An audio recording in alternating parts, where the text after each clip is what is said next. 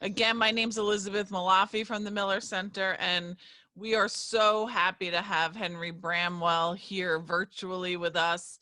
He's from a company called Visionary, and he is such a friend of the Miller Center. We're so happy to know him, and I think he's going to talk about some really great tools that we can use as we do more and more things virtually, as some of our businesses and processes are going to stay virtual after this is done. So this is going to be a really great learning experience for all of us, and we're happy that you're here. Thank you.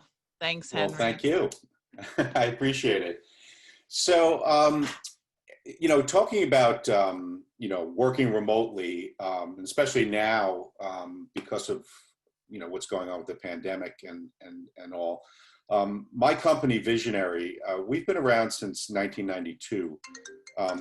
There we go. There's Murphy's Law. Okay, hold on one second. Okay, so let me just make sure that's shut off. Okay, okay. So that's one of the joys of working remotely. So since 1992, we're a marketing communications company, and probably the past 7 or 8 years, a large part of my staff has worked remotely. So we've been doing it for a while. I have a full-time employee in Mumbai, India, and I have a part-time employee in Kiev, and I have a copywriter in Nashville. And I have a freelancer down in North Carolina, in Fuquay-Varina, North Carolina. So we've been working remotely for a while. We've gotten kind of used to that, and it does have its challenges and things like that in terms of making sure that people are productive, they're getting their work done, we're able to communicate and get the projects done. So it does present a whole set of challenges, but because we've been doing it for a while, we started experimenting with online tools that we could use to help us with this process. And we've come across several tools that offer both free and paid versions of their apps. And for the most part, we use the free versions. And I'm going to go over some of the ones we use. But we find that they do the trick for us. We're able to communicate remotely, and because of the internet, and because we do have the internet, and we are all connected over great distances, it's really it's a pretty interesting thing. It's a pretty interesting thing to be able to Skype or Slack, a worker in India, and it's interesting to even just see what their day is like, while we're working together, and some of the challenges they face working remotely. Sankaran, my employee in India, is working in a very small apartment in the middle of Mumbai, and it's like 115 there right now, and he doesn't have air conditioning, and it's just we take a lot of things for granted here. So but he's very happy to be able to work from home because he used to have a 2-hour commute every day each way. So it does have its advantages. So even myself, I'm saving an hour a day not commuting to and from the office. So there's a huge benefit to that. So that being said, what I'm going to do is I have a PowerPoint just to kind of review some of these apps and kind of talk to you about the features and the benefits of each. And then I will switch from the PowerPoint to actually go into the apps online and give you a quick demo. And if you have any questions, I guess you could just throw them right in the chat, right? I think that's how that would work. So we'll have to keep an eye on that. Yeah, and Henry, I'll keep an eye on the chat because I know it's hard to when you're sharing screens. Yeah, I appreciate that. So Yep, that being said, I'm gonna swing over now to my my screen, and we're gonna start our PowerPoint here. Let's start the show. Okay. So, we're talking about leveraging these online tools to help us, work remotely. And, I have a feeling, a lot of people are going to be working remotely for a long time. You're looking at a lot of these tech companies like Google and Facebook, and they're saying you're not even coming back into the office. You may never come back into the office. So this is the new reality we have. I have an office in New York City. That is a kind of a common workspace. It has large tables and it's very open. And that was kind of the new way of shared workspace, is having this big open concept. And that's how my office is in the city. And I can tell you right now, I will never be going back to it. So we're going to have to change what we're doing in terms of New York City. Because in addition to just working in an atmosphere like that, getting into the office itself presents a whole set of issues, like on the train or on the subway and things like that. Just getting to the office can present a problem. So what we're deciding now is we're going to not use our New York City office for now. And my main office is in Bohemia.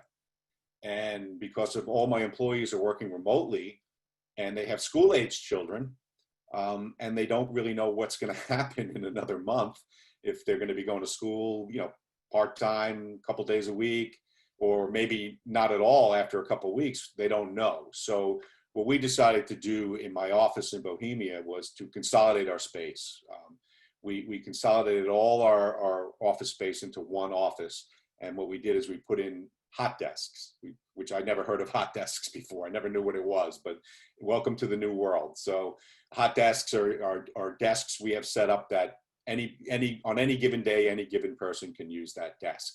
So we're keeping our staff, down to a minimum, no more than half of our staff in on any day. It's hot desks. You bring your laptop, you put it down, and we're working from that. So that's what we decided to do until at least the end of the year. And one of my employees has a special needs child, and the program, she doesn't even know when they're going to start, so she'll probably be working from home at that point. So back in April, when a lot of this was hitting, 62% of workers were working from home during the beginning of this pandemic. 74% of companies plan to shift at least 5% of their workforce to work permanently from home. Big change. And this is kind of an old stat. JetBlue, all of the reservation agents at JetBlue either live in the Salt Lake City or Orlando area, and 100% of the reservation agents work from home. And they've been doing that for years. So it offers a lot of flexibility, and the reservation agents can log on, whenever it's convenient for them. If they have little kids, they want to, work in the afternoon or at night. And JetBlue's been doing that for a very long time. So they're used to doing this remote working. So some of the benefits, obviously, that we're experiencing with working remotely is obviously you need less office space. We saved a tremendous amount of money. I was fortunate. My lease was up in the beginning of the year. My office lease was up, and I was actually looking for more office space. So I didn't sign a new lease. We were in the process of looking for larger office space when the pandemic hit. So we were able to negotiate with our landlord a lesser rent. And then ultimately I decided, because of the uncertainty, to get rid of a couple of offices and just go down to one larger office. So we saved quite a bit of money doing that. And, I was very, very fortunate that I was going month to month with them. So less commuting, that's been like the biggest benefit for me. The biggest benefit for me is, I roll out of bed and I walk across the hall and I'm up and working by, 7 o'clock, 7:30 in the morning, take a break, let my dog go swimming in the pool, go back to work. And then even, I'm finding now that 9 to 5 working atmosphere now. I mean, we don't work 9 to 5. One of my employees was working at 9 o'clock last night on a project. And, I was working last night. So it gives a lot of flexibility in terms of your hours. So obviously during the pandemic, there's a lot fewer trips visiting clients. So I've been saving a tremendous amount on gas and commute time and the wear and tear on my car and everything else like that. So I do find that I take like more frequent breaks, shorter breaks. I'll get up, go into the kitchen, make a cup of coffee, go out back and sit in the backyard for a couple minutes and just kind of, clear my head. And it does work really well, balancing your family life and your work life. That's one of the benefits, I think, of doing this. Like all my employees have, younger children. So they're able to, if there's something going on at school, like there's a school concert or something going on, they can stop what they're doing in the middle of the day, go be with the kids, and then they know that they have to make that up at some other point, whether it's going to be at night, early in the morning, or even the weekend. There has to be accountability. And we carefully, what I do as a kind of a manager to make sure that they're being productive is, obviously I'm communicating with them throughout the day, using a messaging app called Slack, which I'm going to talk about. And, on the phone, we do our Zoom meetings, we have our regular Zoom meetings. And then all my employees are required to enter their time on a timesheet that integrates with QuickBooks. So every task, every project, everything they do, they're required to submit their time to a time tracking software, which goes right into my QuickBooks. And then my bookkeeper at the end of the week, brings in all those hours, and then pays my employees based on the hours they work. Now, sometimes that's billable hours they're working, and sometimes it's not. Sometimes they don't have work, or they're learning something and they're doing maintenance on their computer. Whatever that is, it doesn't really matter. But we're accounting for all of their hours, and at the end of the week they get paid based on that. And if they don't submit their timesheet, and they don't fill it out, then they don't get paid. And that's a nice incentive to get them to do it, because they do want to get paid. So there's challenges working remotely and making sure that your employees are productive. I'm experiencing one right now. One of my employees just lost his power at his house just before we started this meeting. He just sent me a message saying my power's out, I can't work. So I asked him if he can go into the office, but he's home with his daughter, and they have whatever they're doing, he's not able to do it. So we just have to kind of roll with it. We just have to kind of roll with it and be flexible. So we're trying to leverage and use technology and get people comfortable using this technology. But the most important thing that you need to understand about some of these tools I'm going to talk about is that if you can't get your team to use them, then it's not going to work. Like, for example, we've tried a lot of productivity apps and things like that over the years. And I just found that some of them, I had a tough time getting my coworkers and things to get on board with, whether they were too cumbersome, whatever it was. So, even though I might have loved it, if I can't get everyone to get on board with it, then, we have to kind of reevaluate what we're going to do. So, we have to really change the way we work now that we're working remotely. A lot of things have changed, and it's really, really important that we're communicating constantly throughout the day to make sure that nothing falls through the cracks in terms of what we're doing for our clients. So in terms of accountability, even though I do track all their time, I'm really trying to focus on what they're getting done. What are the tasks they need to get done in terms of the projects. I'm not worrying about that they're away from their desk for a couple of minutes, or that his power's out, or that he's going to a concert.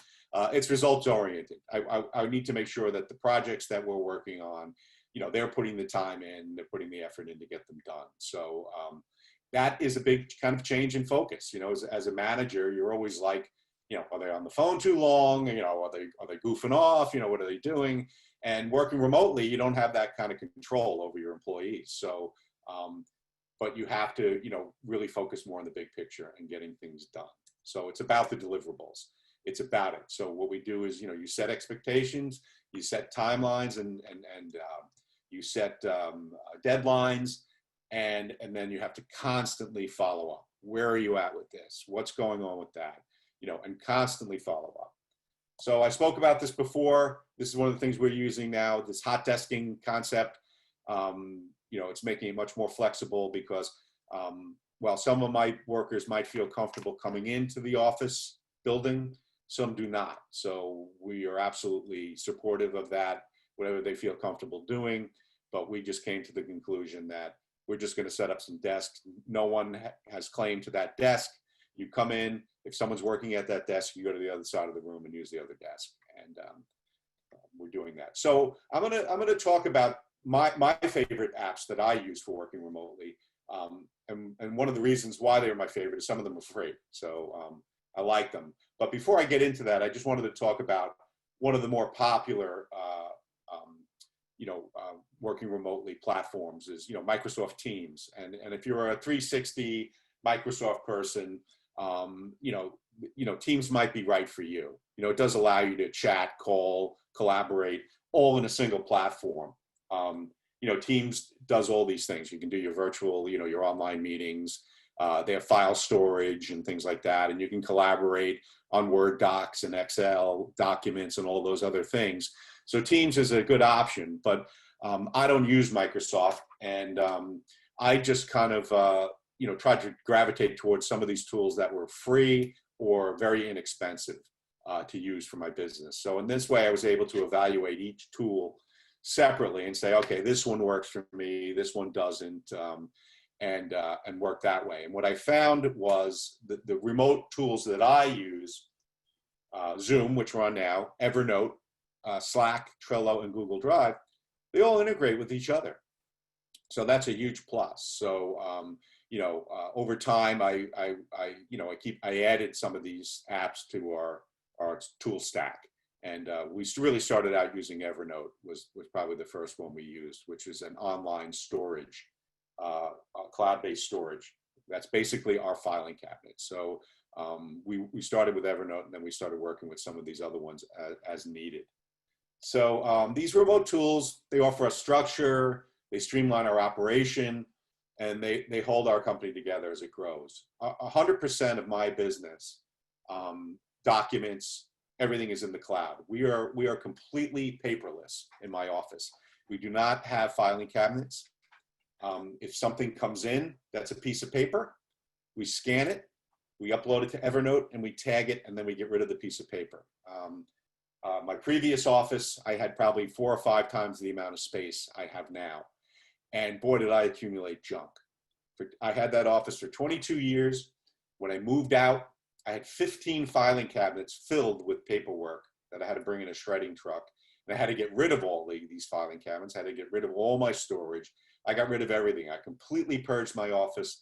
And on moving day, the only thing that went to my new offices were whatever was on our desks. So I moved to a furnace office setting, no filing cabinets, probably a third of the space I had, and we went completely paperless. And what a big benefit of that is that I am able to, use mobile apps versions of all these things. So if I do need to access files while I'm at the beach or on the line at the bank or, on a train or wherever I am, I have access to everything that I need to run my office. So these tools, have enabled us to work remotely. So the first online tool, which we're using right now, is Zoom. I mean, just think about Zoom. 5 months ago, has anyone really even knew what Zoom was? So now we're using it all the time.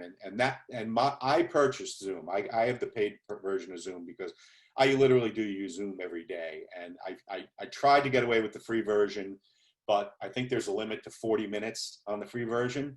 And I can't tell you how many times when I'd be on a meeting with a client and they would start talking about their dog or something and go off on a tangent, and then my 40 minutes were up and we'd get cut off. So I immediately transitioned over to the paid version of Zoom, and I use it for client meetings. I use it for webinars, virtual seminars and things like that. And I also use it for our employee meetings, our team meetings and things like that. So Zoom has become an integral part of what we do. So it's just interesting that in a very short period of time, Zoom added over 2 million monthly active users.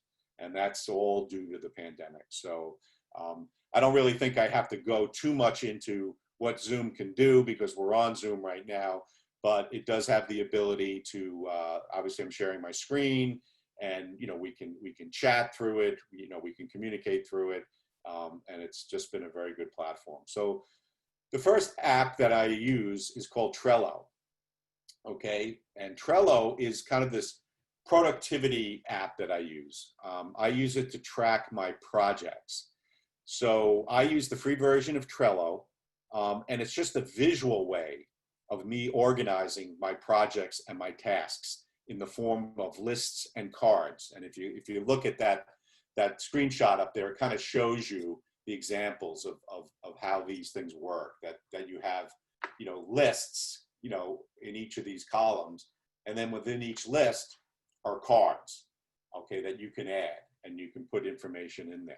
So Trello is just a really cool visual way to look at all this information. And some people use it like I do for projects. Other people may use it for like sales funnel. They may have a list for, prospects, proposals, verbal approvals and live jobs. Like I know some of our account executives use it that way as well. But I primarily use it to track my projects, and I'm able to share my lists and my cards with the people in my office, so that when we put in notes and we put in information, they are able to see all that. So, like I talked about, they have lists, and you can add lists very easily by pushing the little plus sign here, and you can create boards, lists, and cards. That's kind of the hierarchy of information on here, and that's kind of what it looks like. They're made up of a series of lists and cards. I'm going to go into Trello in a minute.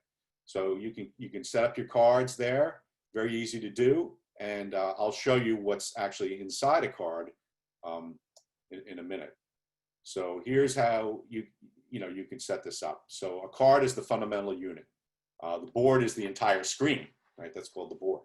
So your boards, lists, and cards. And we'll go now into, this is what, when you click on a card and open it up, this is what this is what you will see here.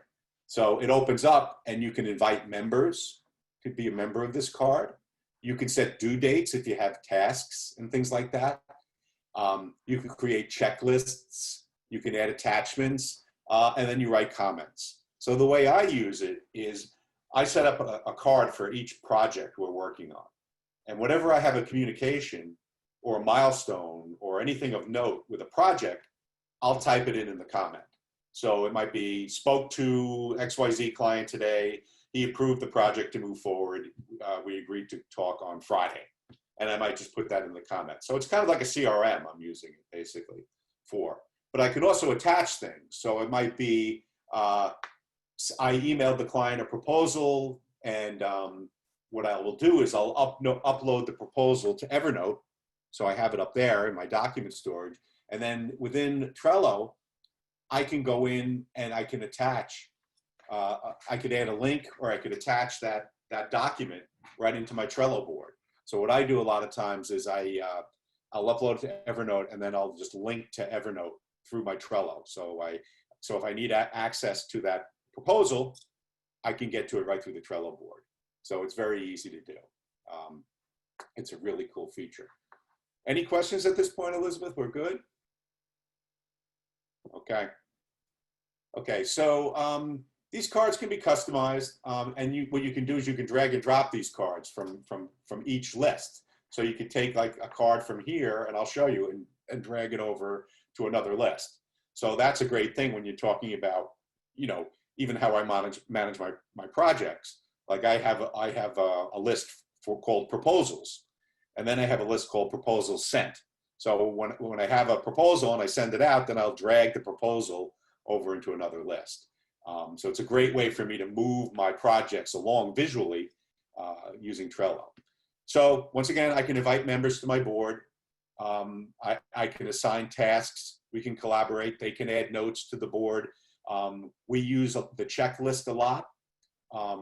And what we'll do is, if we're working on a project, we'll have a checklist, and it's almost like our punch list. So if we're dividing up the tasks between our team members, then boom, there's our checklist. We can go in and say, okay, you need to do this, we need to do that. And if I do this task, I can just click the checkbox, so that if one of my other team members comes in, he'll see, oh, that's done. So it's a really, really cool way of managing that. So, here's just more of a built out card showing you the kind of information. You can put a description in there. In this case, this is like a project website redesign. So it actually, you can put in the description of the project. You can, like I said, attach things. You can see, there's a checklist. You can start doing a checklist and things like that. So it's you can put as much information as you want in there. So what we use a lot are the comments and the activities. So we're always using comments and adding comments in there and kind of documenting, our communication and what's going on as a project goes. And as I said before, the checklists are great. You can, once something's checked, you have the ability to hide it. You can hide the done item if you want. And then it will also show you like a progress bar. So this is we use that for punch lists. So like when we're developing a website project, there might be 30 minor little things that we have to remember to do before we make a website go live. So we'll use this checklist to say, okay, did we make sure that there's an SSL certificate? Did we make sure that this is done? Did we make sure that's done? So those checklists are like vital to us to manage making sure a project's going, especially when there's, maybe 4 or 5 people working on the same project. Henry, we did have a question about Trello. Yep. Does Trello tell you when you have an appointment if you put it in the comments box? What Trello will do is, this is one of the limiting things, and we're on the perfect page for that. So you can put a due date in here, right? And you can see it's squared in red there. So you can put in a due date, and the due date will go into a Trello calendar, and it will send you a reminder, okay? But it only allows you to do one, okay? Like one due date. So that kind of like, I don't like that as much, because I agree. So what if I have like I might have an appointment, I may have a deadline, I may have multiple due dates with different things. And Trello, at least in the free version, only allows me to put in one due date. So what I do is, I'll use the due date for if there's definitely a hard deadline on something. If it's an appointment, I might put a comment in here with a link to an event in my event calendar or something like that. So can you sync it to your Google Calendar? I don't think you can. Okay. I'm not 100% sure that you can sync it to your Google Calendar. We can check that when we go into Trello. I'll go in there live, okay? We're going to go in there in a second. And it looks interesting. It reminds me of shuffling index cards in a paper. It's exactly what it is. It's like it's taking cards and moving them from one thing to another. Well, so here's some of the things where you can attach documents from, right? You can go to your Google Drive, you can go to Dropbox, OneDrive, also Evernote, and you can actually, you can attach documents from there if you have them. So this is some of the integrations that they work with. So we can go in there and check and see if maybe they do integrate with Trello. So that I'm gonna go out of this PowerPoint, and I'm gonna go over to Trello, my Trello boards. So here is my Trello, okay?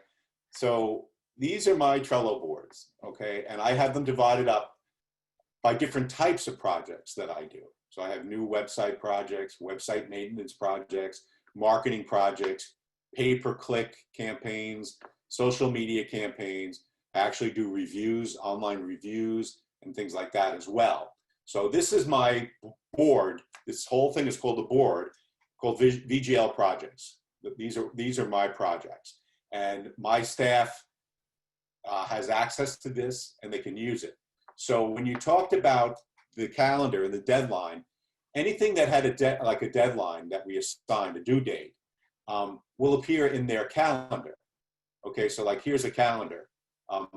So I don't really use it that way.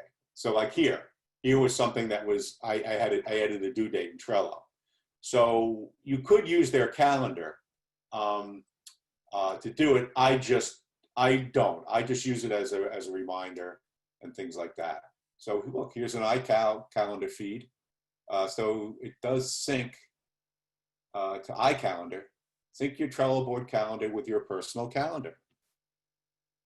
So maybe that would work. You might be able to do that.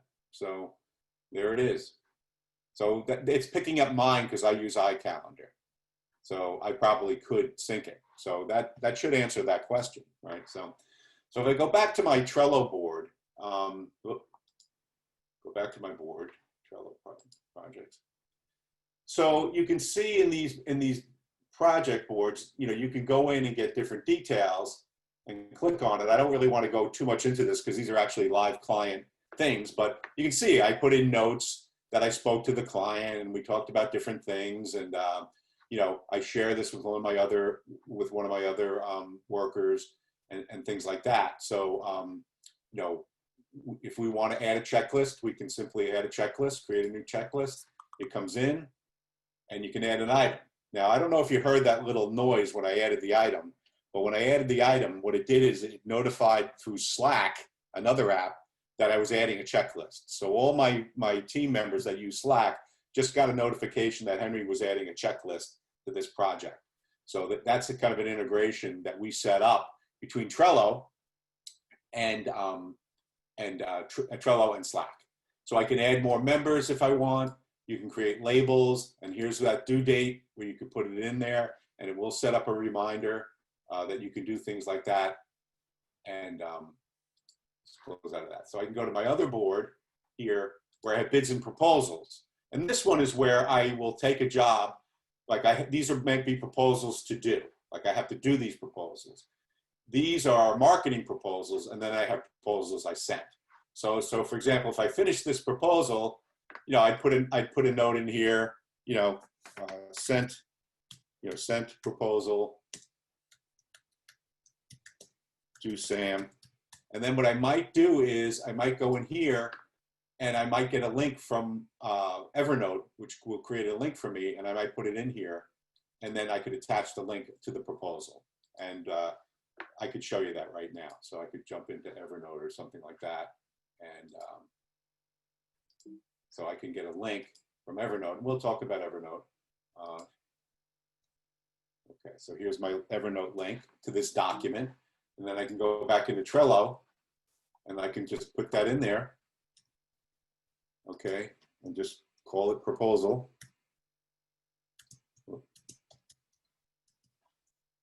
And then attach it. So now that's linked there. So now I just linked up the proposal to my Trello board. So if someone like my office manager or something needs to go into my Trello board, they can go in and see, okay, he sent the proposal, here it is, here's a link to the proposal. I click on it, boom. So Henry, just to confirm, you're using the free version of Trello and you're able to integrate it to Slack and Evernote? Yeah, now some integrations cost money. Like they might give you a couple for free. Mm-hmm. Yeah, so what I did just now is when I clicked on that link, it actually took me to Evernote, the web version of Evernote, and there's what I linked it to. I linked it to this actually. So yeah, I'm not using the paid version of Trello. I'm sorry, I'm using the free version. But it does limit my integrations though. It definitely does. So you know, you have to be mindful of that. I mean, but looking at your cards, it looks like you're using this a lot. Yeah, I mean, I Getting a use lot this of every use day. out of it. So if I sent this proposal, now I sent it, guess what? I just drag it over, put it here now, okay? And then what I could do is I could change the order. Now, this purple board, that's called a board, that's my bids and proposal board. Now, let's say this proposal, like this one I just did, let's say they said, okay, the job is live, you got it, congratulations, we're hiring you. So now it's going to become a live job. So I can move it from my bids and proposal board to my project board. And then once I do that, it will say, well, what list do you want to use? So it gives me the drop down of all my lists on the other board. And I can now move it, and I can even say, put it in position 1. Yeah. So I don't want to jinx myself by moving it because I haven't gotten this job yet. So I'm not going to move it. And then I have inactive things. So these are just like jobs I quoted on, and you know, it's just not gone anywhere. And then if I want to just say, you know what, I can archive this. I can just get it out of here and archive it and say, or delete it. And then boom, now it's gone. So I can do that. So if I want to add another list, it's very simple. I can just start a new list here. Like I said, they have other things here. I'm just looking to see if we can look at integrations and things like that. And what you can do is you can actually email things to your boards. So it gives you an email, right? And it'll also give you a link. So I could share a link to this board with people if I wanted to. So here's email to board settings. So I can use this email address and I can email something to my Trello boards, which is pretty cool. And then here obviously here's a list of like my archived items, things I just archived and things. So there's a lot of cool features here with Evernote. We use it every day. It's just part of what we do. Some boards I don't share because I'm just working on the proposal right now, and maybe I don't, I'm not ready to share it with my team members. And what I do is just as a visual thing is I just put their logos in. Like I put my clients' logos in. Otherwise, you just have all boards that just had their name in it, So I put their logos in there, so it's very easy for me to see it. It's much more visual. It's very easy for me to look at it and see things. So it's a great way, like I said, just to keep track. I use it as a CRM just to kind of keep track of things. So that's Trello. Does anyone have any questions on Trello? Okay. I know we're trying to cram a lot into an hour here, so we'll go back to this. So the next thing I'm going to talk about real quick is Slack. So Slack is an instant messaging tool, a secure instant messaging tool. So we use that as our chat, internally. And I actually use it externally with one of my clients as well. I was really hoping to get all of my clients to use Slack. But I couldn't get them to use it. And, as I said before, if I can't get people to use the technology, then even though I might think it's great, it's just not going to work, And I was really hoping to use Slack for my clients to get rid of the email stuff. I hate getting the emails from clients, but I just couldn't get them to do it. And as I was talking to Elizabeth about, Slack is expensive. The paid version of Slack is like $10 per user per month. So that's crazy. So I use the free version of Slack. And in March, Slack users went up by 2 million in 1 week. So what does that tell you? And as a matter of fact, what I did is I bought stock in Slack because I thought this is going to be such a big thing moving forward that so many people are going to use Slack. And it's doing pretty good. I'm glad I bought it because I really believe in it. So Slack uses, you can set up different Slack channels. So you can set up different channels and use different types of hashtags and channels and things to communicate with. This is just a screenshot from Slack. I apologize, it's a little blurry. We'll go into it. But these channels kind of organize your conversations, and you can make a channel for a project, a topic, your team. In my case, I made a channel for my team, okay? And that's how we use it. We use it as a team. So we direct message. We send direct messages back and forth. It's private, it's secure, and we communicate throughout the day. As a matter of fact, they've been slacking me right now, and I just said I'm busy. I'm doing a webinar. Leave me alone. So you can drag and drop files, and we can share files in Slack. Very easy thing to do: PDFs, Word documents, Excel. Slack also, syncs up with Google Drive, Dropbox.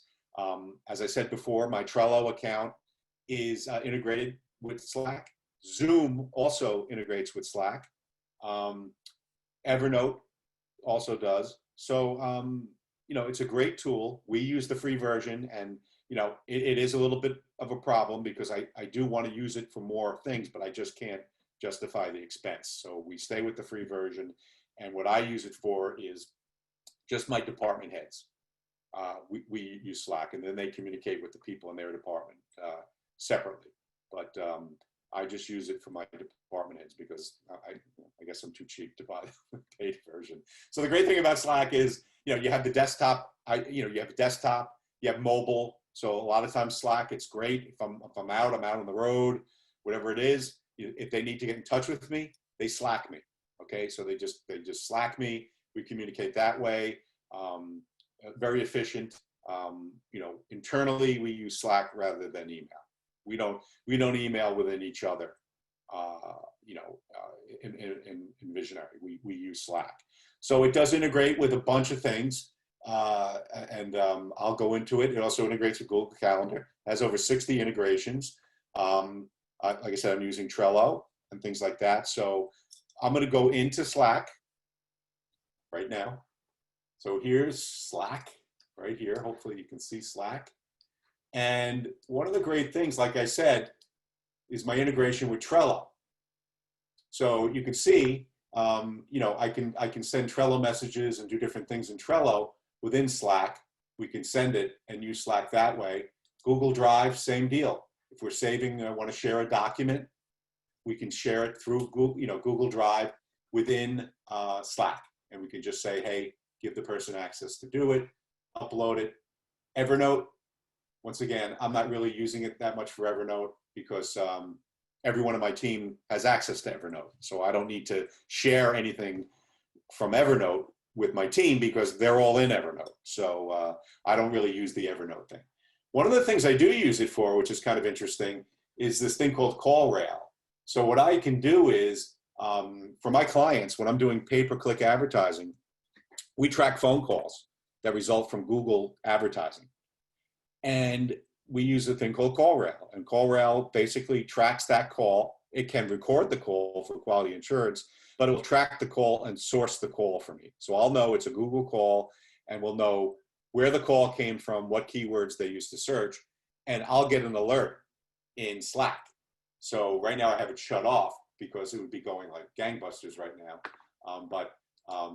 It will send all the calls that come in from my PPC campaigns can come in through Slack, so I can monitor my client's campaign performance in Slack. Like here it is right here. So here they come, incoming calls. Here's an incoming call from Newsday. These are incoming calls from bus tails I advertise in Queens. Newsday, a lot of Newsday calls. These are all calls from pay-per-click advertising that come in that I can monitor my clients' campaigns and different things in Trello. And then I have I also have my general Slack. That's where we communicate with my whole team. And quite frankly, because we're working remotely, a lot of it is we're using it to communicate personally between each other. My office manager, her tree went down. So, my art director lost his power, but we're communicating constantly throughout the day. And then I have a channel for each one of them, each one of my department heads. I have an individual channel. So right now my art director, he's off because I don't see this little green light. So as a manager, you say, why is he not online? What's going on? Well, he's not online because he lost his power. So I do know that already. My other two department heads are online and they're working. So I can see that. So here's some of the apps that integrate with Slack. Like you said, Google Calendar, Outlook Calendar, Twitter. I mean, there's a ton. Here's WebEx. There's quite a few GoToMeetings, Zendesk. They have a lot of integrations. These are the ones I'm using right now. So that's the one. And then once again, if you start using too many, then they want you to upgrade, and then they charge you an arm and a leg. So these are the apps I'm really using quite a bit for.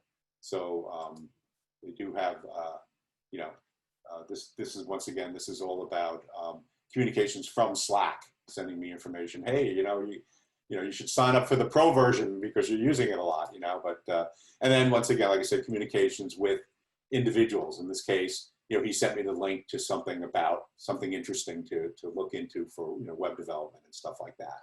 So, and then if we ever do anything with, here's the, our channel called VGL Projects, and you can see when I was in Trello, I added this checklist. And now it went into Slack saying, hey, we just created a new checklist for my client. So now all my coworkers can see in there, okay, we added this list. So this is giving us kind of like a play-by-play reporting of what we're doing in Trello, which is coming into Slack. So does anyone have any questions about Slack? It's a lot of stuff to cover, so I know I'm going fast.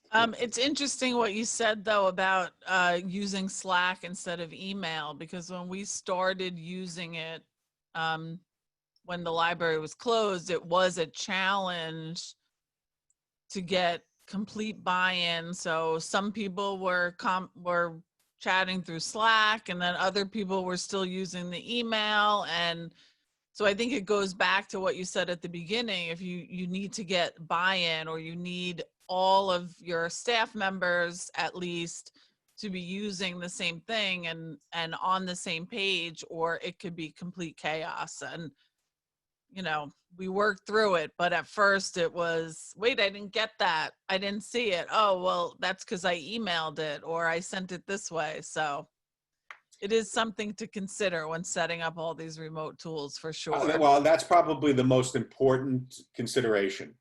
That are you going to get widespread adoption? Like, is it going to be used? Um, we're a relatively small company, so we can all get together in a room and talk about it and hash it back and forth. And there were things that we stopped using because we just I just couldn't get everyone to use it. And as cool as I thought it was, and I'm kind of like an app geek. Like I love looking at all these apps and with all the latest app. Let's try this one, and then my office manager will point out and say, well, that kind of does what Evernote does, and we're not going to, export, 12,000 notes and set up a new thing and, everything else. So, we just have to make sure that we're going to use it. Is the interface really easy, intuitive? Is it easy to use? Does it really fit a need?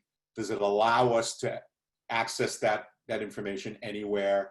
We kind of joke around that, our office is anywhere where there's internet.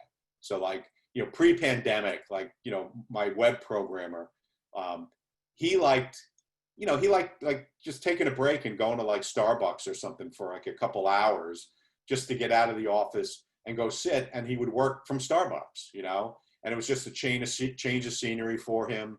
And it worked for him. He's very productive. He's been very productive working at home since March 15th. I am not that way. I'm not that good that way. If I try to work in a Starbucks, I'm going to find myself striking up a conversation with someone. We're going to start talking about baseball, or we're going to talk about the weather, and I'm going to get distracted. I wouldn't be able to do it. But my programmer, he can do it anywhere. He'll be on the train or whatever. He came into my office the other day while we were moving the office because he didn't have power, and he literally put his laptop on a box, and he just sat at a chair with a box, and he worked on his laptop in a corner. And I'm like, I just couldn't work this way. It's not for me. It's just absolutely not for me. So Evernote's one of my favorites, and I've been using Evernote probably 6 or 7 years. And I think I did an Evernote workshop, just Evernote for Miller. But Evernote is a suite of software designed for note-taking and archiving. In essence, this is our filing cabinet. This is my company's filing cabinet.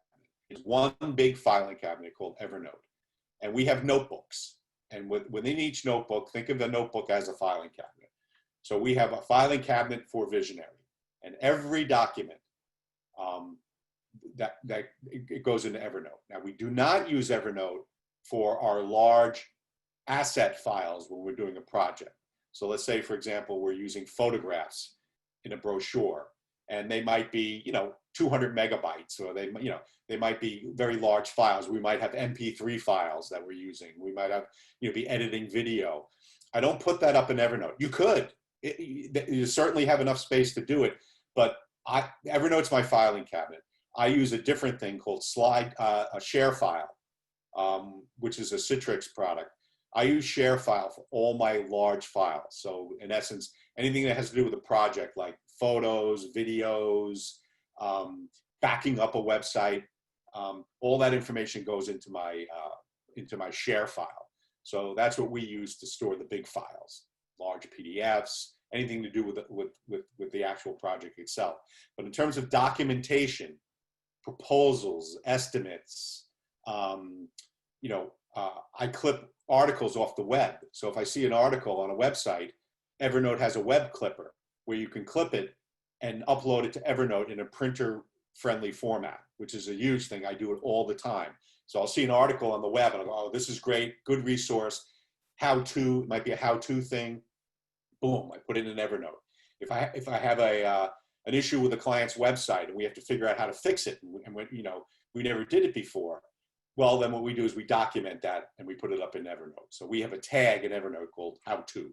So this way, if we ever experience that issue again, we can refer back to Evernote. So Evernote's really cool. You can install it directly on your computer, and you can have a notebook that resides on your desktop, but you wouldn't share that. That would just be for you.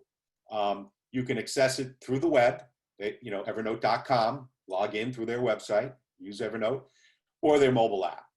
So I predominantly use the mobile app. I even use the app on my desktop as well. I just kind of like the way the interface looks a little bit better. And I certainly use the mobile app a lot. So I can't tell you how many times like my office manager will call and say, can you approve that estimate, for XYZ project?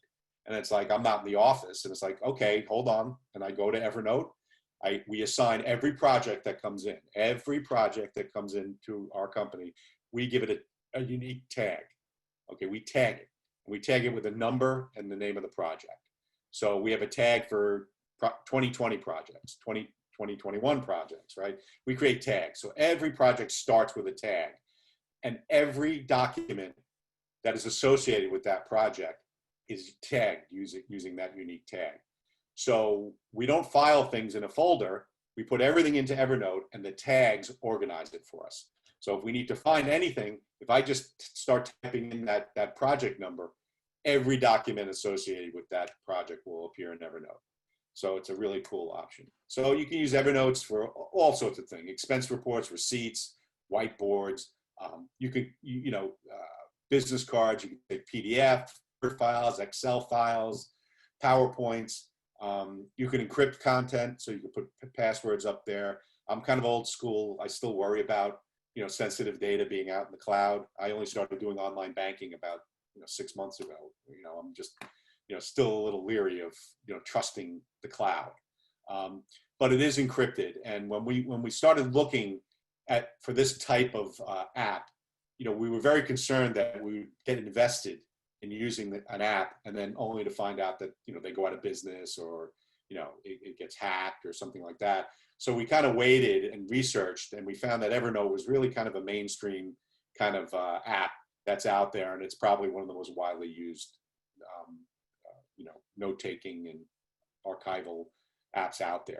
So you can also leave audio notes within there. So you can click a little microphone in Evernote, and you can record even if it's just a quick little thing, an audio note, and it will record it and it will save it up in Evernote, and then you can tag it. So there are two types of notebooks in Evernote. There's the local notebook, which is stored on your desktop, and it can't be shared, so it's not in the cloud. So you can have a notebook there, or you can have what's called the synchronized notebook. And that notebook, that does reside in the cloud, and that notebook you can share. So there's two basic types of notebooks in Evernote. You can have up to 250 notebooks. So you can have different types of notebooks for different things, but you can really only have one notebook that syncs up to the cloud. And that's kind of your default notebook. So you can email, and we do this all the time. We get an email, it might be an email like a proposal, or it might be an email with an estimate, or whatever it is, or an email. We just forward it right to Evernote. We take that email, we have a unique email address for Evernote, and we just forward that email up into Evernote. It goes up into a file, and in the subject line of the email, you can put in a tag, and Evernote will recognize that subject line as a tag, so it will tag it, and it will go right up there. This way we can clean out the clutter in our email. So if it's something worth saving, it goes into Evernote. If it's not, and then get rid of it. Get rid of it out of your email, get it out of there, and clean it out. So, and you can also back up your notebooks to your desktop, which is what we do as well. So, your notebooks, obviously, you can do attachments. You can create folders. We really don't create folders. We use tags. We tag everything, and you can annotate your notes as well. And obviously, you can share one note with someone if you wanted to. So, a note can be formatted text. It could be a web page. It could be a voice memo. It could be a photograph. They even make an app for your iPad. I think it's called, what is it called? Sketch or something? I'm not really sure.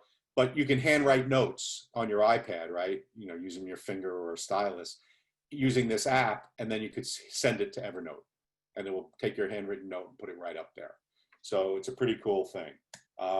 You know, you can put comments on a note. The most important thing is the notes are searchable. So it searches by keyword, you know, your keyword phrase, even if you don't know the project number, if you know the client name, you just start typing it, all those notes will come up. So they can be searched, they can be shared, they can be exported, they can be edited. So, you know, when you're working with notes, you know, you can paste a PDF into a note, you can add screenshots, you know, multimedia, clip web content. You can also merge multiple notes, which we do a lot too. What we'll find is we have a group of notes that really kind of belong together, almost like as one document. So you can merge all the notes. And as I said before, you can create a note from an email. So, you know, you can search using the text and different things like that. So to me, the big power of Evernote is the tagging. So it's creating tags that we can use.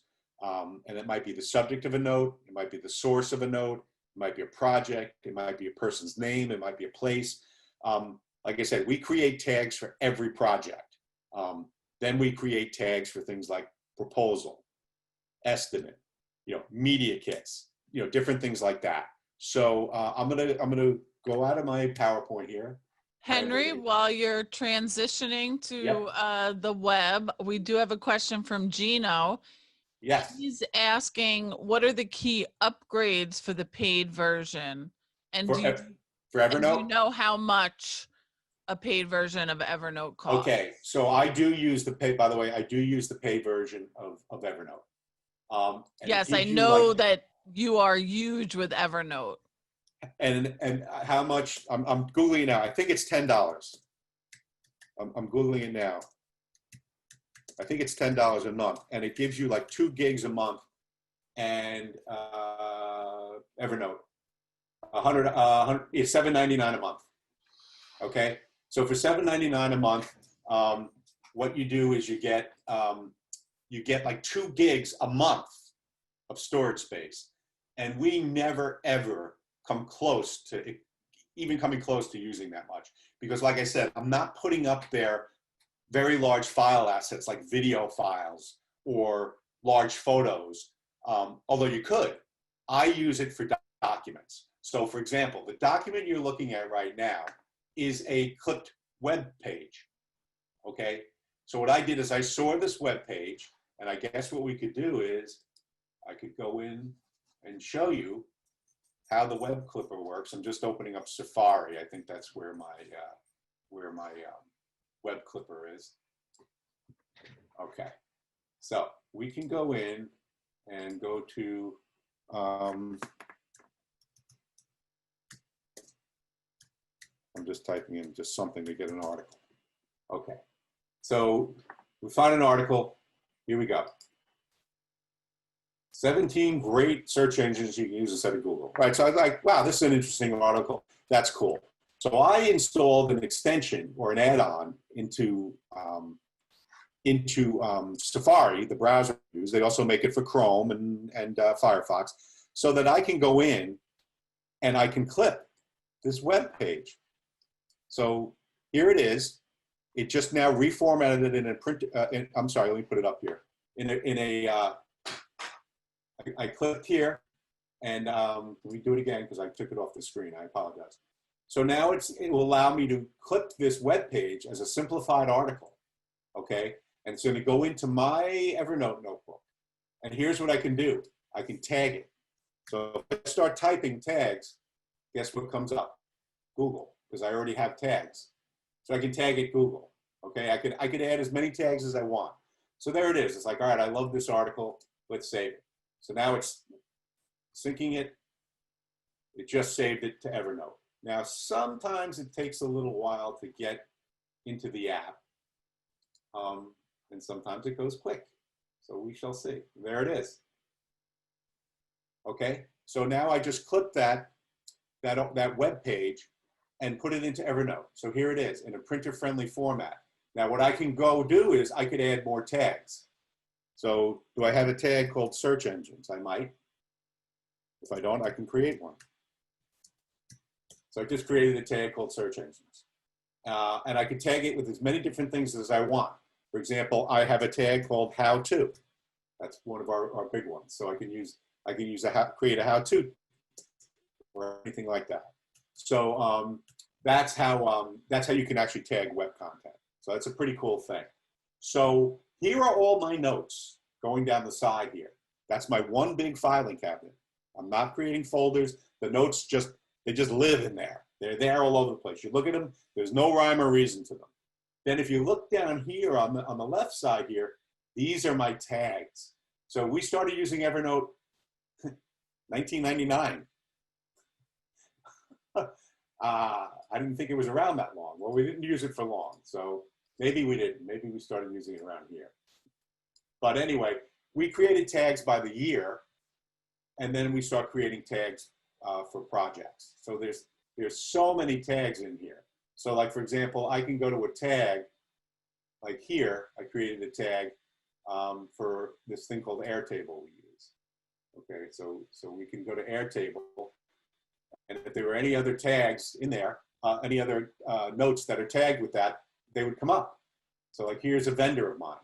Okay, this is a vendor I use for geofencing. So here they are. Here's their tag. I created a tag for my vendor. This is my client. So this is actually a bill from my vendor to my, for work I'm doing for my client. So we tagged it with the job number, the actual project. Then of course, this is an accounting thing, and this is the vendor. And once again, we have a tag for the client's name. So that if I were looking for something, I could very easily go in and find it. So here is, once again, here's my vendor. Here's his creative requirements. So anything that has to do with that vendor, I can just search it and it will just come up. So Agility Digital, that's my vendor. So there they are. That's everything that has to do with that vendor. So Evernote is usually, it's very powerful to be able to organize all this information and put it all into one, one space that is searchable. So for example, a big thing that we do is we collect media kits because, we're buying advertising on behalf of our clients. So we have all our media kits in here. Like this was a special offer, media kit. So what we do is we upload all our media kits that we get, and we put them all in here, okay?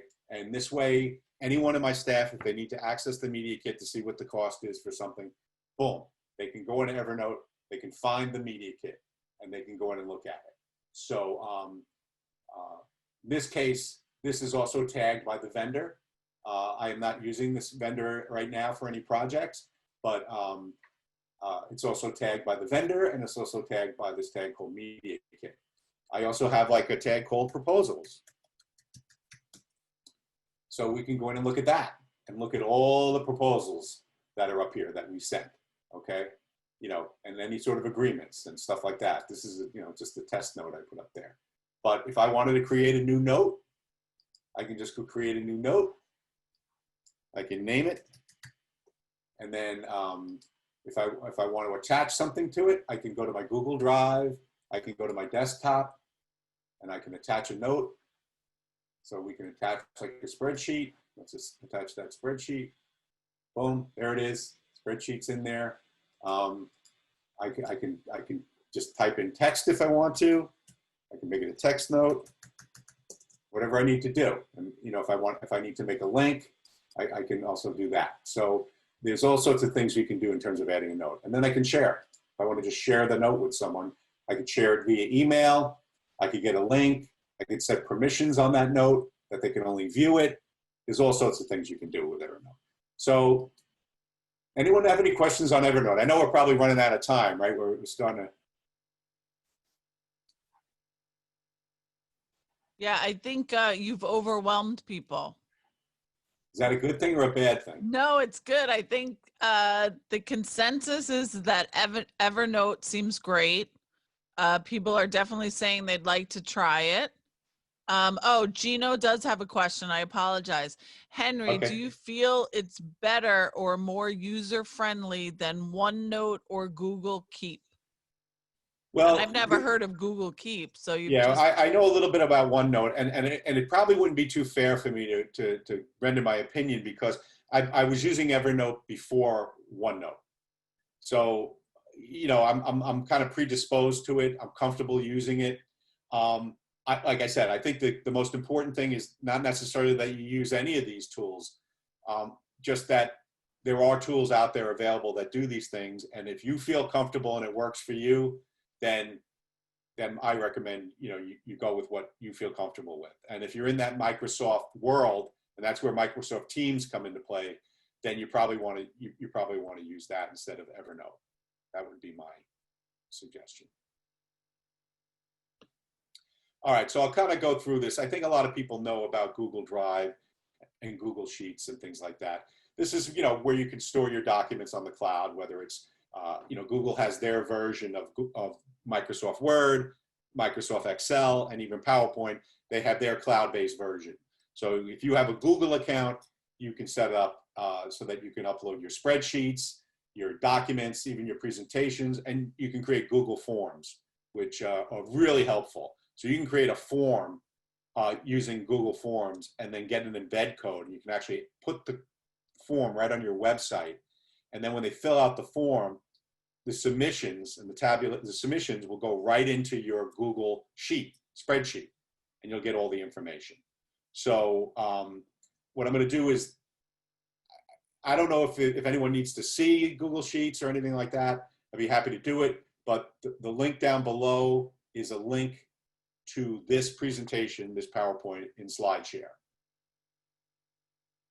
So if anyone has any questions or wants me to go back to anything else, I'd be happy to do that.